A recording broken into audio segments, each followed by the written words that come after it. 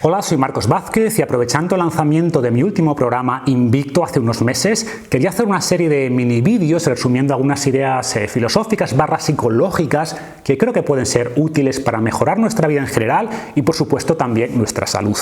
Al final nuestra mente es nuestro principal activo y como siempre digo, cualquier cambio externo requiere primero un cambio interno, o sea, debemos cambiar primero nuestra mente y esto cambiará después nuestro comportamiento.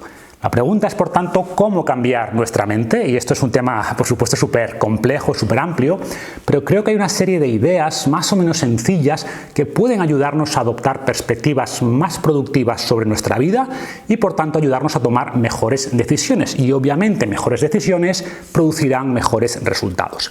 Y para explicar cómo funciona nuestra mente de manera súper simplificada, me gusta el modelo del jinete y el elefante, ¿vale?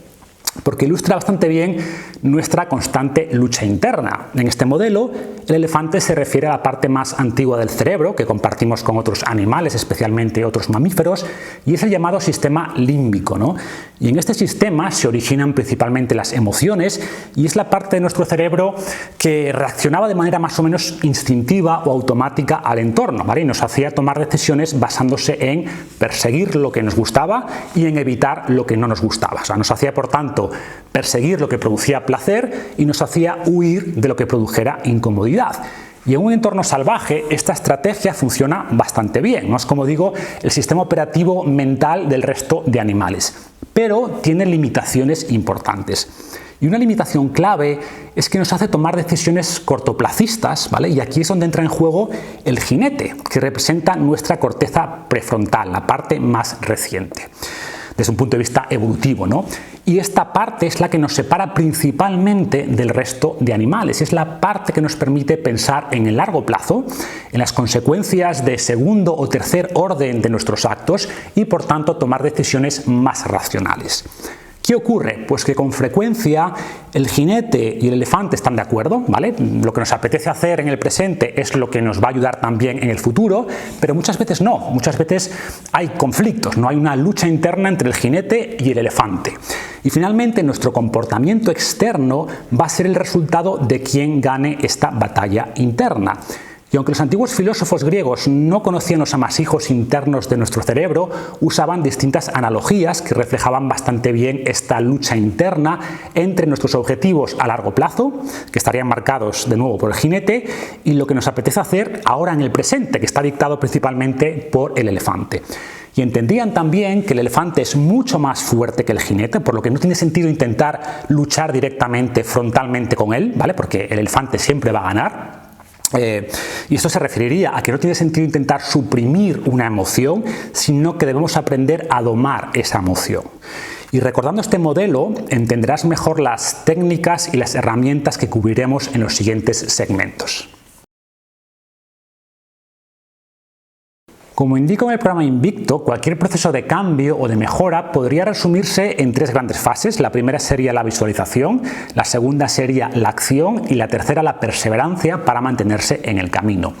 En el programa Invicto me refiero a estas fases como visualizar con claridad, actuar con determinación y resistir con disciplina. Dentro de la primera fase, visualizar con claridad, está la reflexión sobre nuestros valores, sobre lo que queremos realmente lograr con nuestras vidas y eso que podríamos llamar el porqué, ¿vale? Que viene definido principalmente por el jinete, siguiendo la analogía anterior. Después vendrían los objetivos concretos que queremos alcanzar, que representaría el qué, y por último debemos definir el plan o las acciones concretas que nos van a ayudar a alcanzar esos objetivos, que serían el cómo. Y uno de los errores comunes aquí es empezar por el qué, empezar por los objetivos, ¿no? Sin tener antes claro el por qué. Y uno de los aspectos que enfatizo en el programa Invicto es darle la vuelta a esto y empezar por el porqué, ¿vale? Con un porqué claro será mucho más fácil que logremos nuestros objetivos. Como decía Nietzsche, quien tiene un porqué puede soportar cualquier cómo. Pero incluyo más cosas en esta sección de visualizar con claridad y una muy importante es mejorar la regulación emocional, es decir, calmar al elefante para evitar que se desvíe del camino y tocar este tema en próximas secciones. En la segunda fase, actuar con determinación, destaco principalmente dos aspectos. Uno, crear el tiempo, o sea, ya que el tiempo es la materia prima de la vida, es un recurso no renovable que desperdiciamos con frecuencia, como nos recordaban los estoicos. Y en segundo lugar, vencer la procrastinación, porque incluso cuando tenemos el tiempo nos da pereza, ¿no? Nos da pereza cocinar, nos da pereza entrenar o hacer eso que sabemos que debemos hacer. Y veremos un par de estrategias para vencer esta resistencia, que de nuevo es fruto de un elefante que solo está preocupado por la gratificación inmediata. Y por último, en la fase de resiste con disciplina, hablamos de cómo superar los obstáculos y de cómo vencer las tentaciones que sin duda llegarán durante el proceso de mejora. En cualquier caso, aunque me parece útil esta división conceptual entre fases, debemos entender que no son estrictamente secuenciales y que a pesar de que tenemos una visión inicial y unos objetivos de partida, al empezar a recorrer el camino, pues vamos adquiriendo más conocimiento que nos permite ajustar esta visión. Los obstáculos que enfrentamos pueden hacer también que requiramos hacer cambios al plan inicial, ajustar nuestros objetivos, etc., ¿no? Por lo que en la práctica pues siempre estaremos transicionando entre elementos de cada fase y además con el tiempo iremos planteando nuevos ciclos iterativos de visualización, acción y persistencia para seguir mejorando constantemente. Y como digo, en las próximas secciones veremos algunas ideas clave de cada una de estas grandes fases. La primera gran idea dentro de esta fase de visualizar con claridad y algo en lo que hacían mucho énfasis los estoicos es en evitar ser engañado por nuestras emociones. ¿A qué se refiere esto?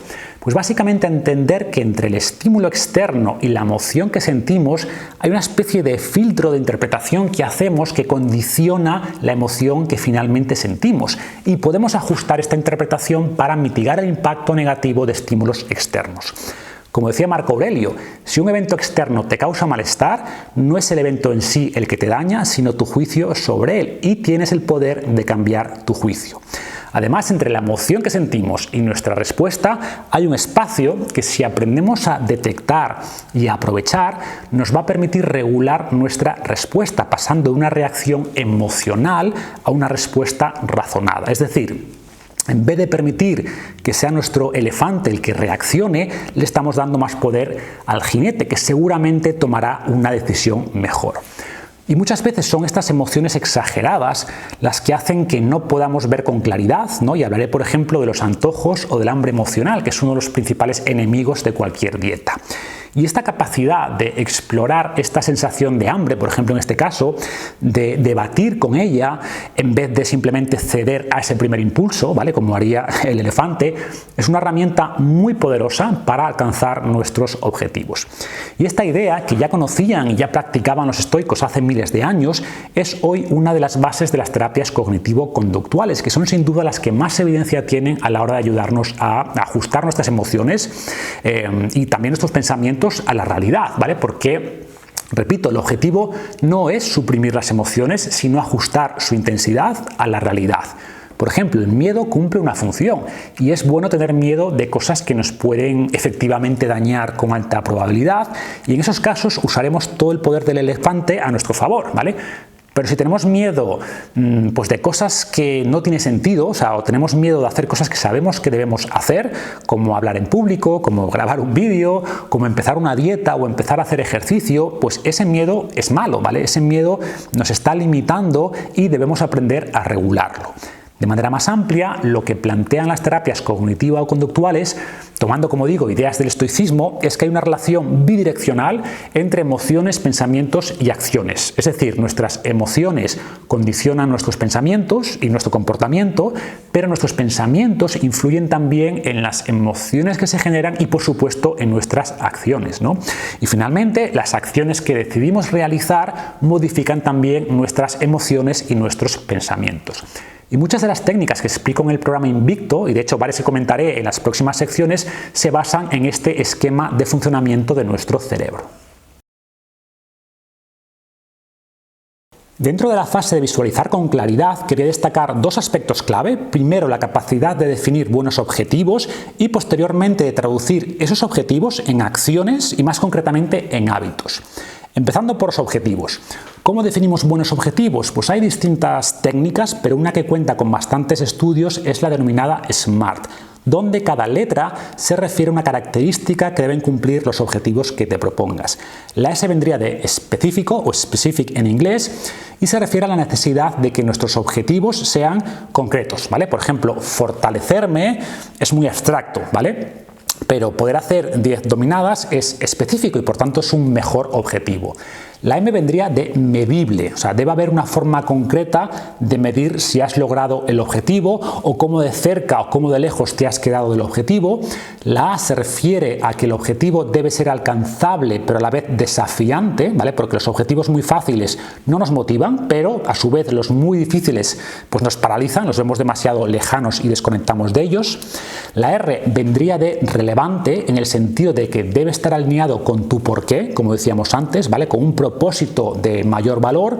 Y por último, la T viene de temporal, es decir, cada objetivo debe tener una fecha concreta de cumplimiento. Por eso, siguiendo el ejemplo de antes, decir simplemente hacer 10 dominadas no cumple esta cualidad, pero hacer 10 dominadas el 1 de febrero, sí, ¿vale? Y sabemos que poner fechas a nuestros objetivos pues crea también cierto sentimiento de urgencia que hace más probable que actuemos. Y el segundo punto que mencioné antes es convertir estos objetivos en un plan. Y dentro de este plan habrá actividades que debes hacer una sola vez, como apuntarte a un gimnasio, y actividades que deberás hacer todos los días, ¿vale? Pues como caminar 10.000 pasos al día o ir al gimnasio X veces a la semana. Y casi siempre el progreso vendrá de estas acciones que debes repetir con frecuencia, ¿vale? De ahí la importancia de pasar de los objetivos a los hábitos. Es decir, tener objetivos es importante, nos marcan un destino, pero son los hábitos los que nos hacen recorrer el camino y por eso en el programa Invicto hablo mucho de cómo establecer estos hábitos y de cómo evitar dos grandes obstáculos que son la falta de tiempo y la procrastinación, ¿vale? Y de esto hablaremos en el próximo segmento. Para hablar de gestión del tiempo, empiezo con una cita de Séneca, de uno de mis ensayos favoritos titulado Sobre la brevedad de la vida, donde afirmaba Séneca que lo que importa no es tanto la duración de la vida, sino cómo la usamos, y que el problema principal no es que tengamos poco tiempo, sino que desperdiciamos mucho.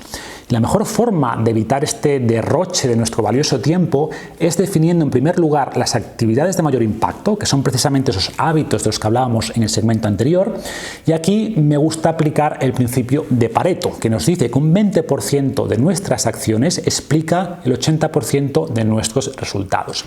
Y si eliminamos, por ejemplo, los ultraprocesados, aprendemos a llevar un buen control calórico, hacemos 4 sesiones de buen entrenamiento a la semana, ¿vale? Simplificando mucho, veremos cambios muy positivos en nuestro cuerpo, mucho más que si perdemos tiempo evaluando si es mejor este suplemento o aquel, o hacer 8 repeticiones o 12, o si la stevia rompe el ayuno, que no digo que no sean cosas importantes, ¿vale? Cuanto más sepas, mejor, pero debes aprender a diferenciar lo esencial de lo secundario. Y si tienes poco tiempo, debes centrarte en lo esencial. O sea, no se trata de hacer muchas cosas, sino de hacer lo importante.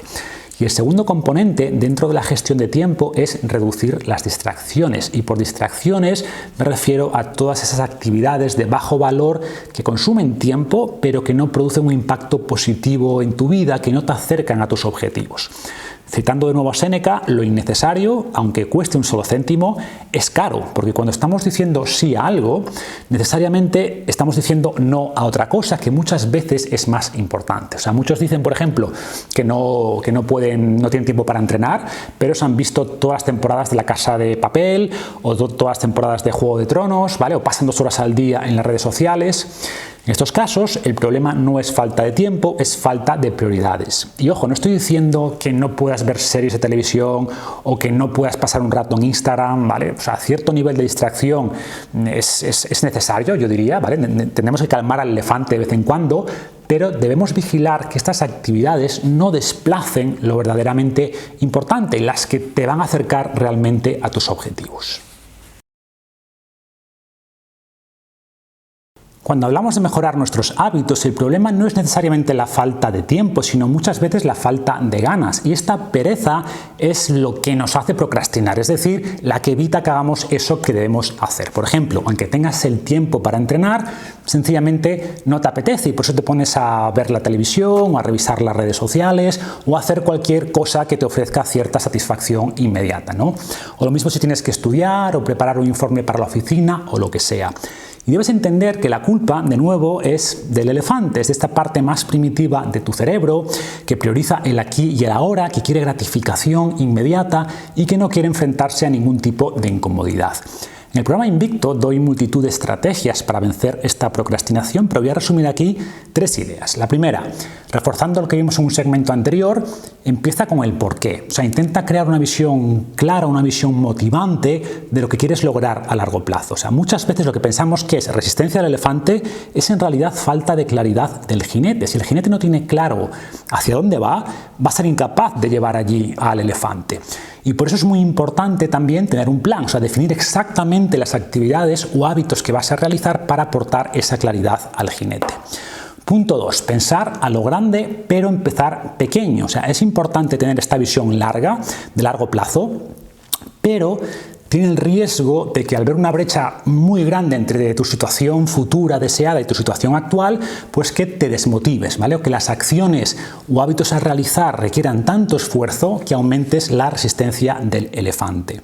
¿Cuál es la solución? Reducir la dificultad de la siguiente acción. Por ejemplo, en vez de entrenar 1 hora, comprométete a entrenar 5 minutos, ¿vale? O en vez de estudiar 1 hora, dile al elefante que vas a estudiar solo 15 minutos. O sea, al ponernos el listón más bajo, va a haber menos resistencia de este elefante y es más fácil pasar a la acción. Y curiosamente, una vez que empiezas, te das cuenta muchas veces de que no es tan malo como pensabas, ¿vale? Con frecuencia nos causa más sufrimiento el hecho de resistir que simplemente actuar. Y por ejemplo, si te propusiste entrenar solo 5 minutos, es muy probable que una vez que empieces, que tu cuerpo entre en calor, pues realmente se te quite la desidia y en vez de entrenar esos 5 minutos, termines entrenando 20 o 30, ¿no? Y si al final entrenas solo 5, pues es mucho mejor que no entrenar nada. Y por último, se trata de entender que las emociones y las acciones son cosas distintas y que al igual que puedes sentir una emoción y no actuar, ¿vale? Como sentir un deseo pero ser capaz de resistirlo, que es de lo que vamos a hablar de hecho en la siguiente sección, puedes actuar sin una sensación de motivación. Y cada vez que te obligas a hacer algo, fortaleces al jinete. Y esta es una habilidad que se puede practicar, que se puede mejorar. Y a medida que el jinete se fortalece, va a mejorar su capacidad o tu capacidad de dirigir al elefante hacia donde realmente quieres.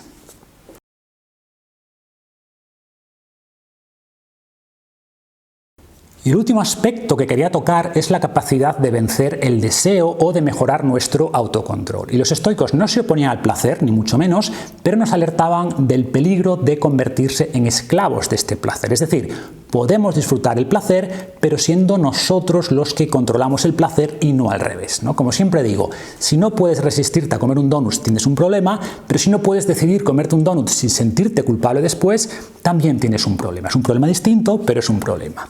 Centrándonos en el primer problema, el de no poder resistirte a comer lo que sea, las terapias cognitivo-conductuales proponen multitud de estrategias para mejorar nuestro autocontrol y, como indica su nombre, algunas técnicas son cognitivas y otras son conductuales.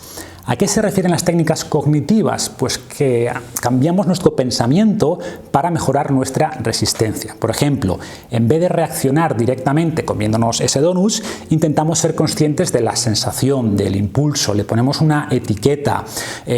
Ponerle esta etiqueta, por ejemplo, ayuda a convertir esa sensación abstracta en algo concreto que podemos atacar, ¿no? Y podemos empezar reforzando nuestra convicción, imaginando cómo nos sentiremos después de comer el donut, cómo impactará esto nuestros resultados a largo plazo, y al revés, imaginemos también que resistimos y cómo de orgullosos estaremos después de haber resistido este impulso. Multitud de estudios indican que al activar estos procesos cognitivos, que son propios del jinete, reducimos el empuje del elefante. O sea, solo el hecho de postergar la respuesta la debilita. Pero tenemos además las técnicas conductuales que, como su nombre indica, no proponen cambiar nuestros pensamientos, sino nuestra conducta. Por ejemplo, si suele dispararse el antojo cuando ves fotos de comida procesada en Instagram, pues evita seguir ciertas cuentas. O si estás estudiando y te tienta el teléfono, déjalo en otra habitación, ya que al no verlo te va a tentar menos.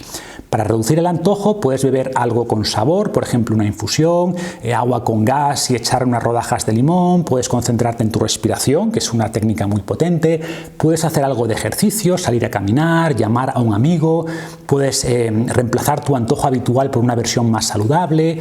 En fin, se trata en definitiva de no ceder inmediatamente al antojo o al deseo, que no te va a ayudar a lograr tus objetivos, y hacer uso de las técnicas tanto cognitivas como conductuales que mejor funcionen en tu caso. Y como decía antes, lo que repites se refuerza. Cada vez que vences un antojo, tu jinete se fortalece y aumentas las probabilidades de resistir también la próxima vez. Ya para terminar, recomiendo siempre utilizar una herramienta muy sencilla pero muy útil, que es un simple diario. Y de nuevo es algo que los estoicos ya recomendaban hace miles de años. Y tenemos una gran cantidad de estudios que demuestran que el simple hecho de llevar un diario nos hace más productivos y eleva las probabilidades de alcanzar nuestros objetivos. No hay formato específico, ¿vale? Pero los estoicos proponían escribir en este diario en dos momentos del día. Primero, al inicio de la mañana, para definir los objetivos del día, adelantarnos a posibles obstáculos, también escribir sobre cosas de las que nos sentimos agradecidos, que sabemos que mejora nuestro bienestar emocional, y después, al final de la jornada, proponían dedicar unos minutos a reflexionar sobre lo que aprendimos ese día, sobre lo que hicimos bien, sobre lo que hicimos mal, sobre las cosas que quedaron pendientes y ver cuándo las vamos a completar, etc. Y por eso el programa Invicto incluye también unas plantillas que puedes imprimir para llevar a cabo esta reflexión estoica. Y nada más, espero que os hayan resultado útiles estas ideas y nos vemos en el próximo vídeo.